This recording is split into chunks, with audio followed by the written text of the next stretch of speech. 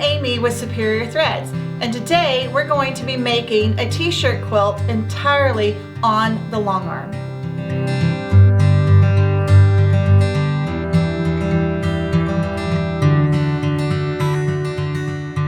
First, you want to gather your t-shirts and you're going to cut them up into squares like this one is now. And you're going to need to get some fusible stabilizer.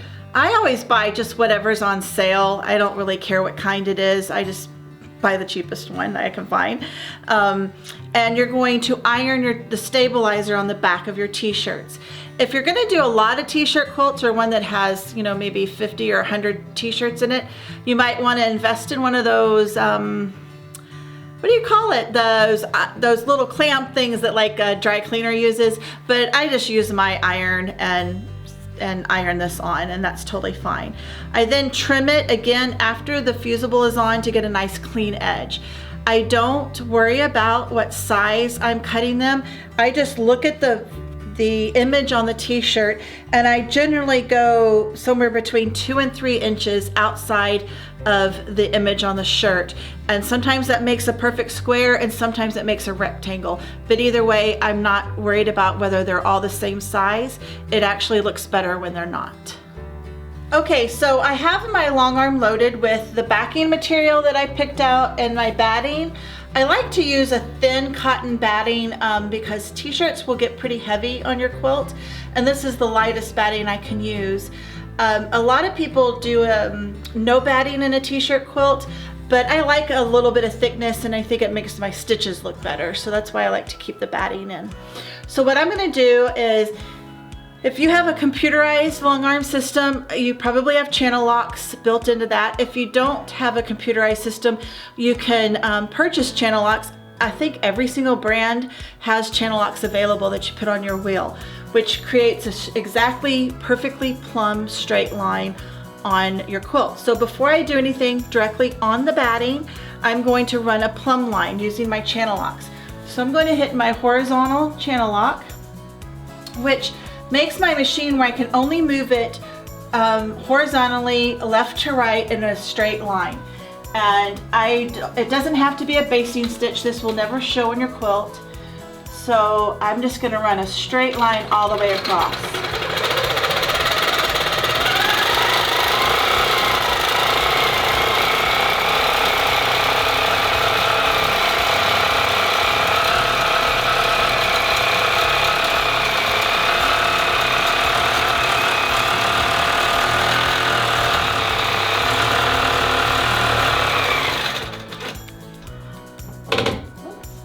Forgot to take my channel lock off.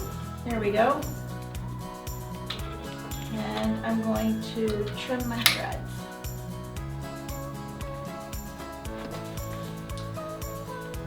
Okay, so now that I have my perfectly straight plumb line,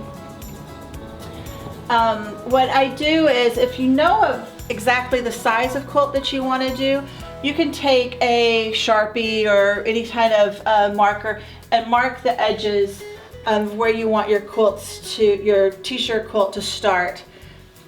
I kind of like just flying with it, go with the flow, so I kind of just eyeball how big I want it. And so either method is fine. It all works out the same in the end. So now I take my t-shirts that have been stabilized, and I'm using this plumb line that I just quilted as my guide so my quilt stays nice and square. And I'm going to line up the top of the t-shirt with that plumb line. And it's okay if I'm over it or under it. I'm just using it as a guideline. It will never show in the finished piece.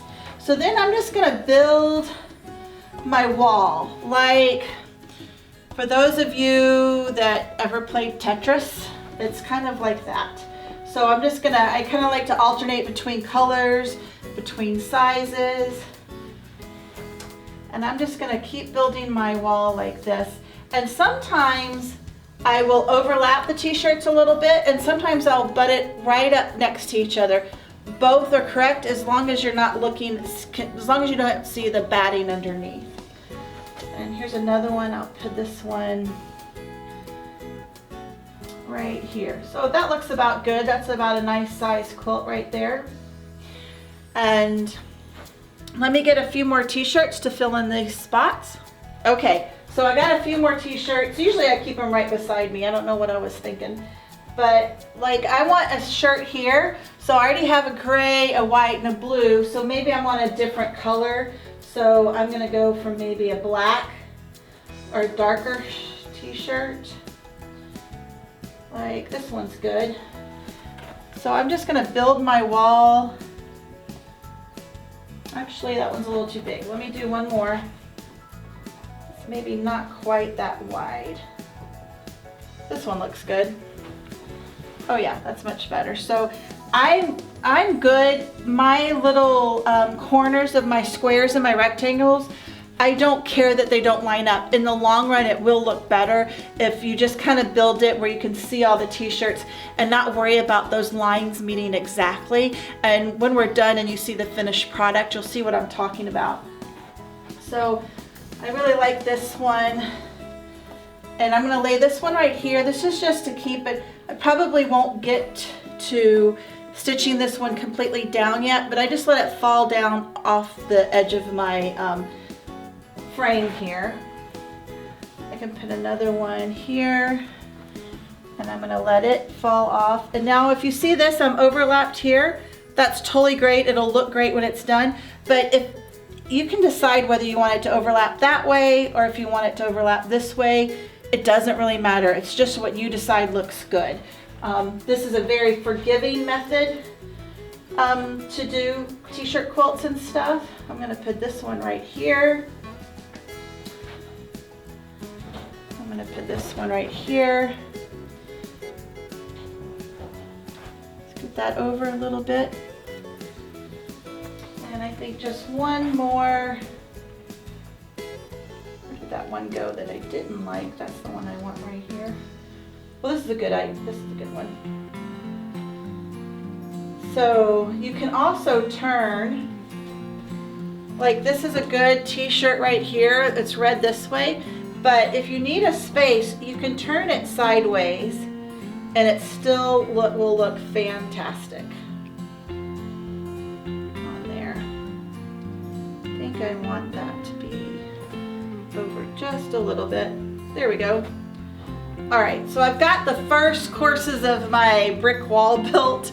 And you just, if you don't plan it out, I think it sometimes looks better than if you try to plan it out. But if you're one of those people that really like to have perfection in it, feel free to plan this out on your design wall on your floor and number them how they're gonna go so that you're really happy with the result. So I actually have the thread already in my machine that I'm gonna use, and I'm using Superior's Spirit thread. And here's a cone of the white and the blue of the Spirit thread. I love this line. It's very oriented to sports teams, school colors, club colors, things like that. And as you can see, this high school colors are all blue and gold, and that's what I have is blue and gold on this machine. And what I'm stitching out right now, we're not gonna see, so it doesn't really matter what thread you use on this particular part, but I like to go ahead and load my machine with the thread I'm gonna use for the whole project. So when they're like this, I'm going to take my machine and I'm going to do a wiggle stitch all around all of the edges, because I want to lay the edges down so they don't get caught on my foot when we do an edge-to-edge design to actually quilt this. So I'm just going to take this and I just wiggle stitch back and forth. And I'm just going to go right back over.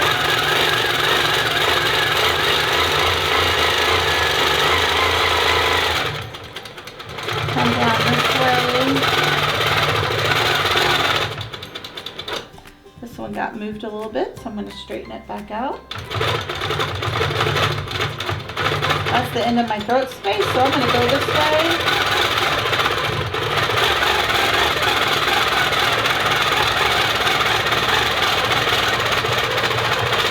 Okay, now I'm going to go up. I missed that edge, so I just came right back on top of myself caught it. Now I'm gonna get this edge right here. Whoops. So I just made a boo-boo, pulled it up, but you know what? It's a t-shirt quilt. We're gonna hide that with the couching we're gonna do later. So I'm not gonna really worry about it. I'm just gonna come back and catch it to make sure it doesn't get caught.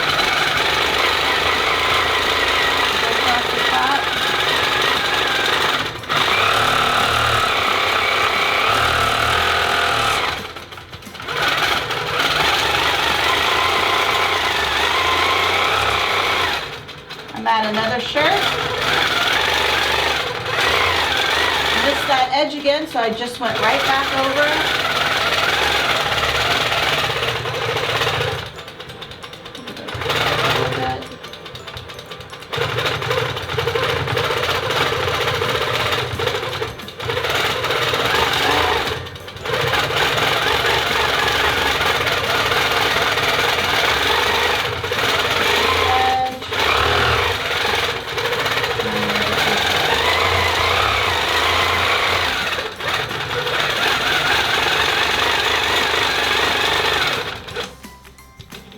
Okay, so now I have just wiggle stitched over all of the edges of the t-shirts just to hold them down, because we want to do an edge to edge over this whole quilt, and edge to edge design, so that the quilt is actually quilted, and it also stabilizes it even more and makes it stronger. So this is, the idea is just to get the edges down so you don't catch them on your quilting foot. And now, so some of these, like this t-shirt right here, it was below my throat depth, so it didn't actually get stitched down, which is fine. It's gonna get stitched down on the next one. So we're going to advance this up and then do a whole nother row of t-shirts, and you just keep going to the bottom until you've run out of t-shirts. And then I'll show you the next step of where we go right after this is done. Okay, so now at this stage, this quilt has been placed. It's been wiggle stitched in all of the edges, all the way to the bottom of the quilt. And I've rolled back up to the top of the quilt. And I've done the normal way you would do on your long arm and edge to edge design. And I like to do a simple meander on the t-shirt quilts, because it's not competing with what is written on the t-shirts. And I'm using the Superior Spirit thread on this one of red and blue, because that's what this quilt is. And it looks great. If you'll notice, I don't worry about skipping the logos or images that are on the t-shirts. I stitch right through them. One reason I do that is it's easier, less time consuming, and also it doesn't hurt anything to stitch through it, and the quilt will be stronger for it. Since the t-shirts are pretty heavy, you don't want that drooping or dragging, and by stitching over the logos and stuff, it will make it stronger. So let me show you. I've already done one whole pass of my edge to edge, and let me advance this and I'll show you what it looks like stitching on the next pass. All right, I have advanced my quilt now and I'm ready to stitch my second pass, so let's get this started.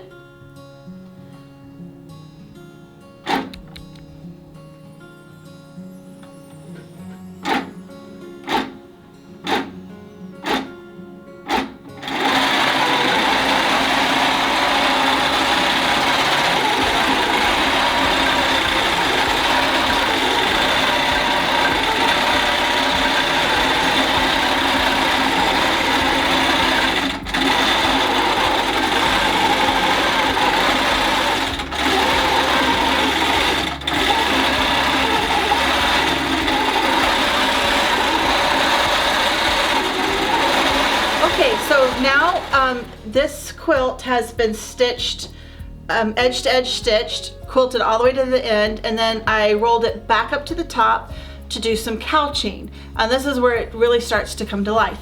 But I realized I forgot to tell you something, but when I'm cutting all these t-shirts and using the fusible stabilizer on it, this is my t-shirt bin. I do not throw this away until after I'm completely done with the t-shirts, because you'll want to go back through the garbage and get little pieces like this that I've cut off that are stabilized, because sometimes you might have just little strips or little squares that the t-shirt didn't quite cover up where the batting is showing through, and you can just cut this into whatever size you need and stick under there to cover up that batting. So it's a really good trick to use, and that also helps you. You don't have to be perfect, and this helps if you make a little mistake or not. And if you think about it, most people ask you to make a t-shirt quilt because they don't know how to quilt, or they're not crafty.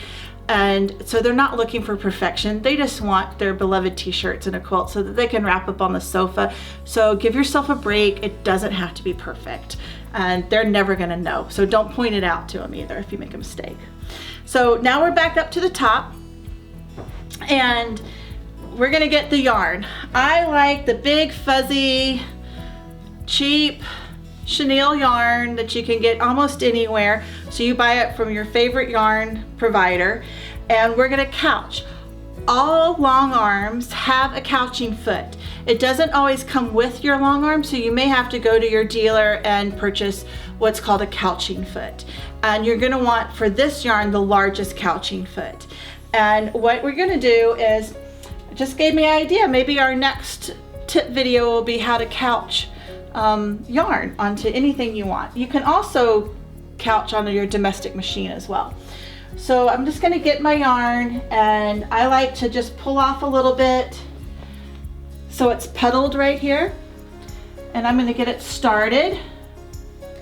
I'm going to start it off my quilt because it's going to get cut off a little bit. And let me pull up my bobbin thread. And I need to be in free motion.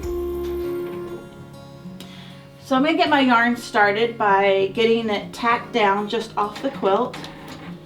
I'm gonna get it pulled through this couching foot. Now what I'm gonna do is I am gonna actually couch this yarn right on top of this edge. So remember when we wiggle stitched and I said it doesn't matter how messy it is? That's because this yarn goes right on top. Now I'm still using my Superior Spirit thread because in the yarn it really won't show what the color thread you're using. So I don't like to keep changing my thread, so I'm just going to leave what's on there. Now I'm going to start stitching it down so I can let go. Pull my thread out of the way, and I just hold it gently like this, and I'm going to stitch right on top of that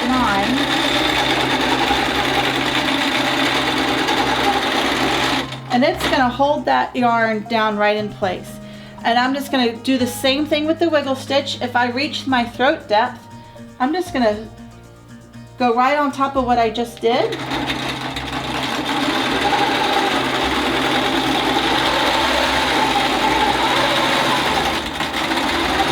Over.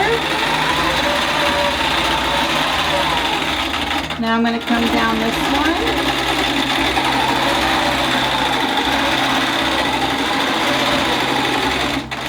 Go over here.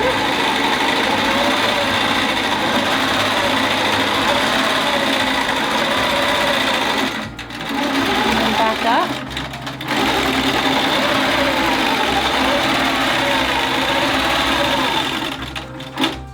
And I'm going to go all the way across, stop, advance the quilt, couch all the way back, advance the quilt, keep going till I'm at the very end of the quilt, and that's going to make a nice, perfect little frame around all of your t-shirts, and it covers up that wiggle stitch and those raw edges. And then once you do that, the only thing left is to put on the binding. And we'll show you a picture of these quilts when they're done.